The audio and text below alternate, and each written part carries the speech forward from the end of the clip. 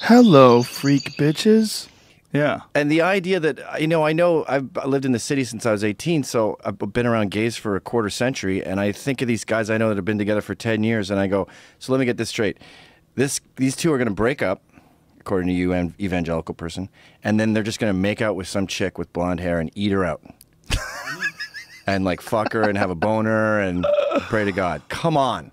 You know that won't happen. I wonder how much of homosexual behavior could be induced by molestation at an early age, though. Yeah, that's the million-dollar question. That seems to be a real factor. It's not, and this is not denying people that are born gay, but I think there's a spectrum. And I think there's most certainly some gay acts that are committed on young people. And horrifically, those people tend to, on a pretty frequent basis, do the same thing to other young kids. Yep. It gets really weird in terms of like the victims becoming the victimizer. Yeah, I know where you're going with this. We're walking into the elephant in the room. Well, we're kind of not even. I'm just talking about, I was listening to the George Takei interview today because they're trying to pull up everybody. Now that the Milo thing is out, they're pulling up everybody who in any way has condoned sex with underage people. And George Takei was talking about his own experiences in camp, and it was on the Stern Show, and he was just talking about the way he was describing it as a positive experience with a kid who was in his late teens. I think he said he was 19, and he was like 13, somewhere in that age. And, you know, it's absolutely child molestation. It's absolutely illegal. But the way he was describing it, he was pretty much describing it as a positive experience. Right. Which when it's your experience, I mean, it's illegal. The guy did something that was against the law, but boy, that's a weird area because it's his experience that he was talking about. Yeah. Well, here's the deal, and this is a mistake Milo made. You have to acknowledge that what you're talking about is fucked up and horrible and wrong, but you just so happen to have not had a bad experience within those parameters. Right. Like, say you were raped as a woman and you came. Right. Which, by the way, happens for some strange reason. Okay, so if you're one of those women and you're about to say that, you have to understand that we're going into a very dangerous place right now, and you can't say, look, some rapes are absolutely fabulous, and women have come from them. You have to say, this is fucking horrible, rape is evil, but I, by some weird freak of nature, actually liked it. Or a murder. I'm sure there's times when you murdered a guy and he was a mass murderer and it was a good murder. Right. And you go, okay, I'm describing a murder. I'm not condoning murder, but in this weird case, it worked. Yeah. And Milo's mistake was he said, it worked for me, and then he implied that it could work for a ton of other gays to be fucked at 13. Well, he did that Drunken Peasants podcast, and his take on it from the Drunken Peasants was different than his take on it from mine. And on my podcast, it seemed more like he was trying to make light of something that most likely definitely did happen to him. The Father Michael thing? Yeah. So there's two. There's the Father Michael thing, and I don't know if I believe that. I think that's just I've heard him say that joke a few times, where he's like, I never would have given such good head if it wasn't for Father Michael. Right. So you think that might be something that he's constructed? I don't believe it. I don't know why. That's just my gut. And then the other thing was condoning sexual relationships with 13-year-olds, and he said, especially in the gay world. Now, I know of straight guys who were, a straight guy I'm thinking of in particular, who was molested at camp, and it was by an older gay camp counselor. This guy thinks of that guy every day. He follows him on LinkedIn, hoping he'll die. He wants to murder him. So the problem with what Milo said is you end up normalizing this behavior and say it's okay in the gay world. Next thing you know, some older gay who's at camp goes, well, this is probably a fag that I'm blowing, so this is okay. Yeah. So what I say to these gays, these 13-year-old gays that go, I would be okay with fucking a 29-year-old, I go, well, I'm sorry, but we're not normalizing that because the vast, vast majority of times it doesn't turn out well. So no. Yeah, that's a very good way of putting it. You know, and it's really disturbing. Well, the Milo thing is so odd because, first of all, I think he's got this act. And let's call it an act, because part of it has got to be an act. He's got a wide spectrum of his personalities. Yeah. So on Bill Maher, he can be a raging Liberace queen with pearls on. Yeah, dressed like a woman. I mean, dressed like a woman. Yeah. Camper than any woman I know. Yeah. And then for the apology, he's the conservative with the Coke bottle glasses. Yeah. It's sort of like when a Jamaican goes back to Jamaica and they start speaking in patois like their grandmother. You're not necessarily lying. It's just a wide range of yous. Yeah, he plays it up, and there's definitely a performance piece to a lot of what he does. What's really interesting is he's very good at riling people up. He's obviously very good at getting people upset, and in doing so, he's created these sort of false narratives about him, that he's a Nazi, that he promotes genocide. I mean, there were so many people outside the Berkeley thing that were screaming, calling him a Nazi and saying he's a fascist, when they, in fact, were behaving in very authoritarian, fascist ways. That's Antifa, by the way. You said I don't know what Antifa is. That's those guys. Anti-fascist? Is that what Antifa stands for? Okay. But you're right. They're terrorists, and they use terror. They use violence to achieve political gains, which is terrorism. And these people, it's not like Milo ever said, or Trump even ever said anything that is remotely close to genocide. But those guys just go, anyone that wants to enforce immigration laws is a fucking Nazi. So I need violence because I'm trying to stop Hitler. I'm around the first stages of Hitler. So I'm going back in time and strangling him in his crib. Kind of right, right. But the problem is the way they're reacting to it is the absolute wrong way to react to someone who's saying something that you don't agree with. Oh, yeah. The right way is to say something that you feel opposes what they're saying and makes more sense, to debate them. That's the beauty of free speech. Like, it has no limits. Yeah. If you want to get out there and deny the Holocaust, you want to get out there and sexualize toddlers, I'll go to your talk. I want to hear it. And then in the Q&A, I'll shoot you down. Well, I don't think it even should just be a Q&A. I mean, I think it should be real clear. There should be someone, and we shouldn't just rely on the audience to come up with some sort of response. I think if you're going to have someone as controversial as Milo, and you're so opposed to it that you're willing to throw bricks through Starbucks windows and light cop cars on fire, there should be someone that can speak for your side. Of course. And then you should organize some sort of a talk. But this is setting it up the wrong way, because you go, it's like someone said to me once, hey man, you know, like we were talking about martial arts. If I was a black belt, I'd fucking kick everybody's ass. I go, no, you wouldn't. No, you wouldn't. First of all, you wouldn't, because you'd have discipline and you'd realize the consequences of that. But second of all, when you just kick someone's ass, they don't just take it. Like, they come back with a bat or a gun or their brother, or you start a fight, and they want to get it back. And it goes back and forth, and all conflict pretty much goes that way. You have conflict, and then someone responds to that conflict, and it escalates. So if you have this thing where you start throwing bricks through windows and lighting cop cars on fire and stopping people from talking and hitting people that have Make Bitcoin Great Again hats. Did you see that girl who got maced in the face? You know what happens? Eventually, people show up with guns. That's what happens. And this is what happens. When you keep escalating the violence, you become a them, you become the other, you become the enemy, and you create this polarizing atmosphere that's so intense that no dialogue is going to fix it now, because you're the enemy. You're talking about the North versus the South. You're talking about, you know, the Protestants versus the Catholics. You create this horrific environment where it's almost impossible to avoid violence. Well, so I'm done avoiding it. I'm taking the low road. I'm punching them in the face. So that's what you're doing with this outfit? Yes. That is really what I'm doing with this outfit. I did a talk at NYU. They pepper sprayed me. Did they really? When was this? This was a couple weeks ago. What was the talk about? I didn't even have a plan. They know me as pro-Trump or something, and I'm a Nazi because of that, and they don't want to give a platform to free speech. That's the irony of all this, is they pretend that it's gotten so far, it's beyond debate now. In their world, we are recruiting fascists for some sort of imminent genocide. So we're like signing up the brown shirts with a form at our talks. And you go, say that was possible?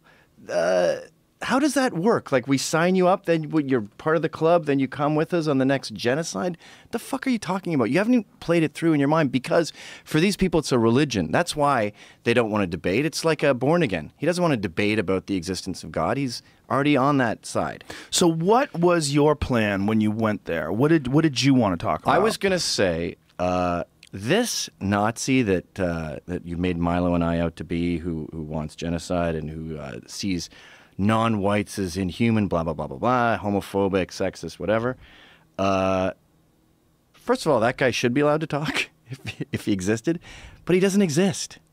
Your monster is a mythical beast. Right. And you've gone to college, you're 60 grand in debt already to fight this mythical beast who doesn't fucking exist. Well, in terms of Milo, he definitely doesn't exist. Milo's not a Nazi. He's definitely, he's not promoting genocide. And those are two things that just get trumpeted about left and right. Exactly. Who is? But Milo has said some very inflammatory things about, and in a very generalizing way, about women and about the wage gap and about all sorts of things that he designs his words and his phrases to be inflammatory, so he gets the most response, and it's been incredibly profitable. I mean, up until HarperCollins pulled his book deal, he had a $250,000 book advance. His book was #1 on Amazon just sheerly through controversy. Yep. I mean, through pre-sales and controversy. So it's a strategy in a lot of ways, and it's also a response to this really hard stance that the far left is taking, this anti-free speech stance. Right, but always with these cases, you go, what exactly did he say? I always say this to people who bitch about Ann Coulter. I go, what sentence in what book is factually incorrect? What specifically are you saying? And with this Milo thing, he said that often sexual relationships with 13-year-olds can be beneficial for gays. He has since retracted that and apologized, but that's not enough. And that's about as egregious as it gets. The other stuff that he says, we all say in a joking way, and then that becomes pure evil, and you advocate for this. Right. So the left is willfully ignorant of humor when it comes to Milo, and with Trump, too. You know, what Ann Coulter's doing is very similar to what Milo's doing. I mean, they're merchants of outrage. I mean, that's what they're doing. I disagree. I think they're speaking in a hyperbolic tone. They're flamboyant. But that's a big part of what he's selling. There. Yes, there's definitely some truth, especially with Milo. There's some of the things that he says. But it's all truth. What? Like, again, I'm saying it right now. What did he say that's factually incorrect? Well, that wasn't a joke. Not factually incorrect, but extremely offensive to people, like the 13-year-old boy comment. Like the thing about sort of normalizing relationships between grown men and 13-year-old boys. Right. You know, I think a big part of why he even says that is because he's in many ways like a natural contrarian, and in many ways a guy who wants to get a rise out of people.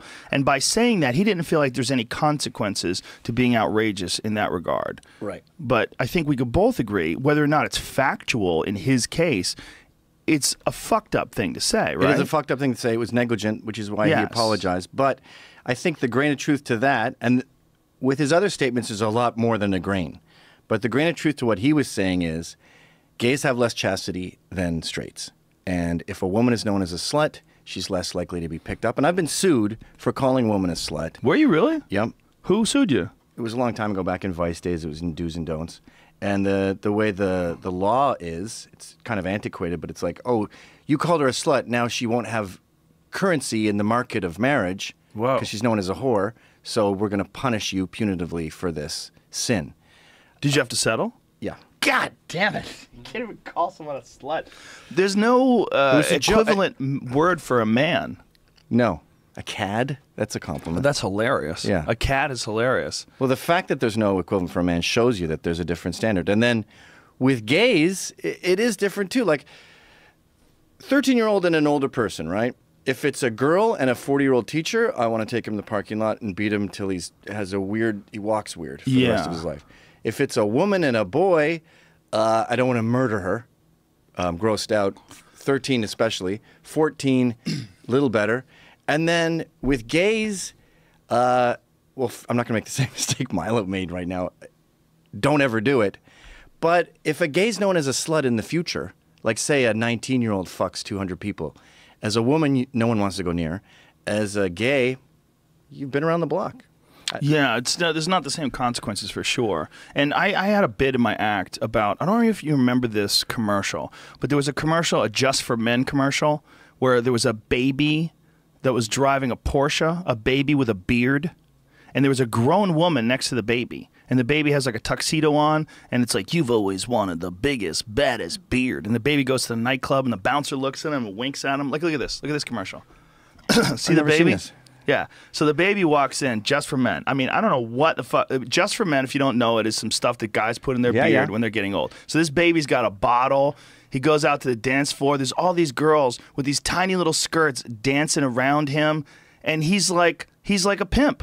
and he's with this hot woman. And That this, he's to gonna me, fuck. my bit was, this is proof positive there's no sexual equality when it comes to child molesting. Because if you even wrote that down with the sexes reversed, if you even wrote it down, you're fucking going to jail. Okay, Yeah. there's a little baby girl, and she goes out to a room full of guys who are wearing Tarzan skirts, and they're all swinging dicks around her, and she's got a bottle, and they're all fighting for her attention and kissing her on the cheek. You would go to fucking jail. But that was a commercial that aired on mainstream television, and no one cared about it. That commercial aired for years. It's probably still on now. And that commercial is proof positive that we have a completely different attitude towards a grown woman who's hot as fuck and a little baby. Yeah.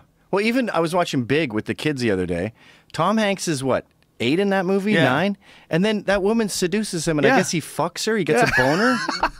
And I'm like, you're raping a child. Exactly. Why are we watching But this? she's hot. She's hot. hot. And he looks like a man, so Yeah, fucking just let it ride. plowing But if it was into her. if that movie was reversed and it was a young girl that all of a sudden was in a sexual woman's my body God. and the guy was fucking her, she's like, I don't know, are we supposed to be doing this? You would be horrified. You would be absolutely horrified. And these protests, especially the things like the Milo protest, I mean, maybe now that Milo has been humiliated and at least temporarily sidetracked or put down for a bit while he has to rebuild, maybe someone can come along and have reasonable dialogue and do some sort of a campus speech. Why is he doing these things on campuses, first of all? I don't think he gets paid for most of them. What? My theory with Milo is I think his eyesight's getting worse. His glasses are getting thicker and thicker, and he's sort of going, this is my moment to make an impact. So he's just like... What, you think he's going blind? I think so, yeah. Wait, are you just theorizing this? Yeah. He's only like 28. Yeah. But you look at him, he just Look at his can't reading read glasses. that good. They're insane. Really? Yeah. And they're getting thicker. Maybe it's stress. Stress making his eyes worse? I don't know. I'm not a doctor. Clearly. I can't think it would be good. But I think he's trying to make a maximum impact in a short amount of time. Because you think he doesn't have much time left? That's such a... He seems healthy. He Last time also I saw seems him, he lost totally some reckless. weight. In fact, when we were in Orlando, we made out at the site of the... You guys made out? Yeah, at the Why'd site you of the make out Orlando... with Milo? To offend Muslims. Wow. So I said... What was that I did a like? big speech about freedom and free How'd he speech taste? in this America. Delicious. Like strawberries. Well, at least he freshened his breath up before. No, gays just taste better. I said fuck Islam, and then we made out at the site of the Orlando shooting to annoy Muslims. But we had armed guards and stuff, and I said, all right, I want to make sure these guys are scoping out the roofs and shit. Yes. And he goes, I don't care if I die. I'll happily die for this. I was like, well, I do care, actually. I've got 3 kids. What is it, nihilism or nihilism? I always say it wrong. I always say nihilism. Nihilism. That nihilistic sort of instinct that he has. He has a burn it all down instinct, and I think he has that with his life as well. And I think a lot of that, I'm playing some serious bro psychologist here, you know, some armchair psychology from someone totally unqualified. But you've got to attribute that to, at least in some ways, being molested as a child. I would imagine that his experiences that he's calling positive experiences when he was young, in many ways, those could have potentially damaged him. And also, being young and being homosexual and being rejected, all of those things wreak havoc. And you develop this, fuck you, I want to burn it down. And this is one of the strategies that he's sort of adopted. That strategy to be this guy who's very difficult for, like, he's gay. He's an English gay guy who's a right-winger. I mean, it's so baffling to them. They don't know what to do with They hate him. it because they see blacks and gays as their little pets. And they like putting them on the front lines and going, look at who we're helping. And then when one of them defects to the other side, they become particularly outraged. But very few defect at the level that he's defected. right. I mean, he turned around and started attacking directly. the guy who